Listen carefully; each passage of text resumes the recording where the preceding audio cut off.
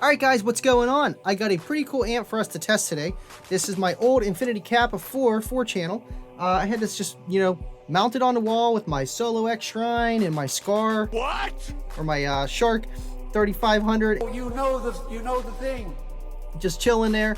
And the Shark amp doesn't work, but this one doesn't really work either. It works for bursts at a time, and I figured, you know what, it should at least be able to do the dyno. Let's see if we can get the certified ratings on it. It doesn't run long. There's a thermal protection circuitry problem with this amplifier, and or there's something in here that needs to be replaced because it does get pretty hot pretty quick even on idle, and just goes into thermal, which is weird. But regardless, let's see if this thing can do certified numbers. It's rated at 125 RMS at 4x4 and 150 RMS at 2x4. Now, I used to have this in my clips, like I said, and this thing would scream. It was the loudest mids and high amp I ever had. And I don't remember blowing any speakers, but I think it was just clean, louder, power. So we're gonna see how much power this amp actually really can do. So stay tuned. Let's go hook us up to the dyno and let's get rolling. Alright guys, we got the Infinity Kappa 4 channel here. We got it ran at 1 channel. We're going to see what it does at 4 ohms certified, 1% THD.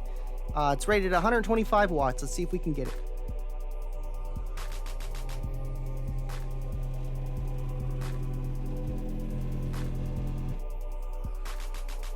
Wow. All right, we were able to get 173 watts at 4 ohms at 1% THD on 1 channel of this amp. That's just crazy.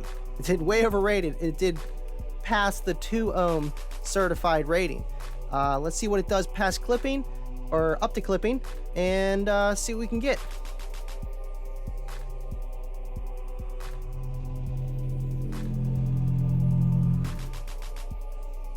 All right, not bad.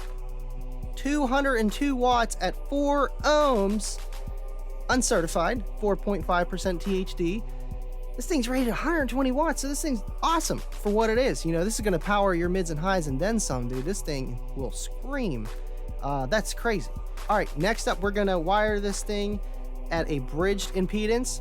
So at 4 ohms bridged, each channel will see 2 ohms. It's rated 150. So we're doing 2, so we should be able to see 300 watts up to 1% THD for both channels.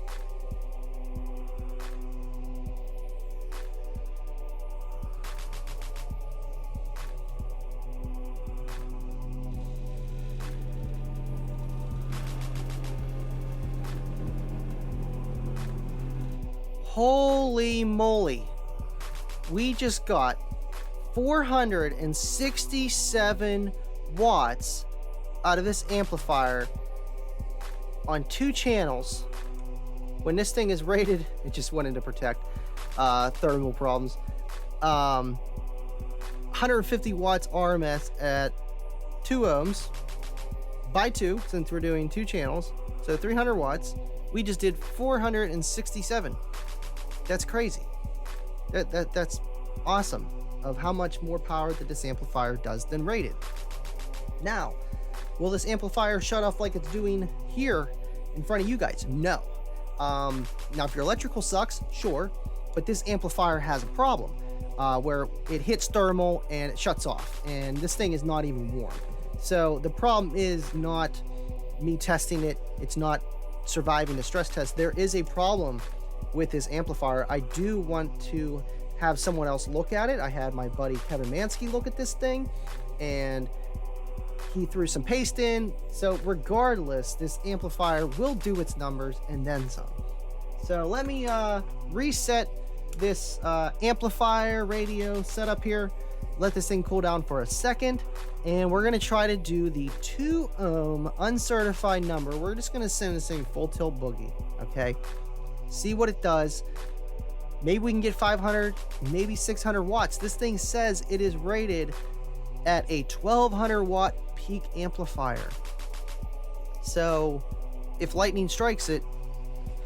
What did you say? A bolt of lightning.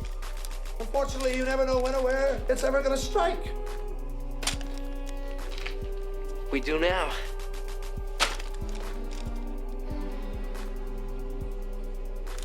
This is it. Let's see.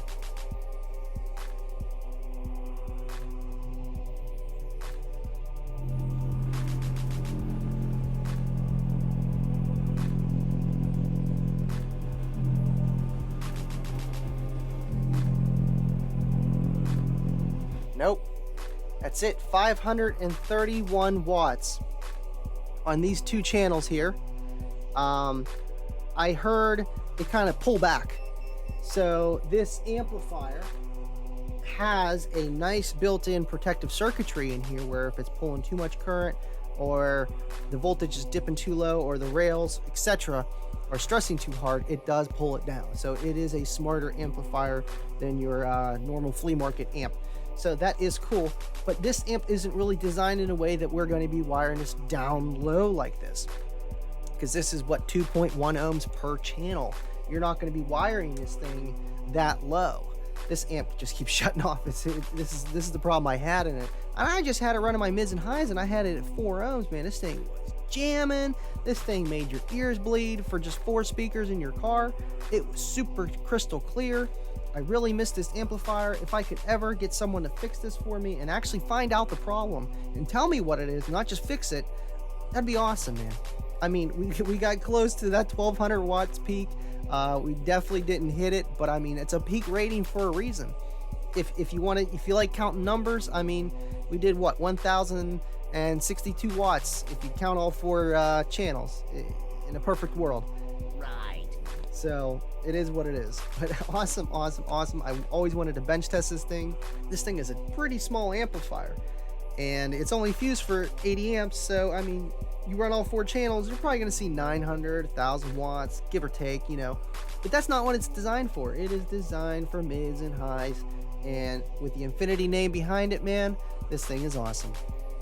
Trust me, these are the subs right here that I almost started out with. It was like my 3rd set. And this is where I learned that subwoofers have dual voice coils, okay? And I only hooked up 1, believe it or not, true story. And they didn't last too long. But yeah, dude, these things are awesome. I love Infinity. You know, I'm not just, you know, kicker. I have my soft spots for other brands as well. So if you guys liked the video, smash that like button. Please hit the notification bell so you know when I post these amp dyno videos or anything else that I do. And thank you for watching. I'll see you guys next time.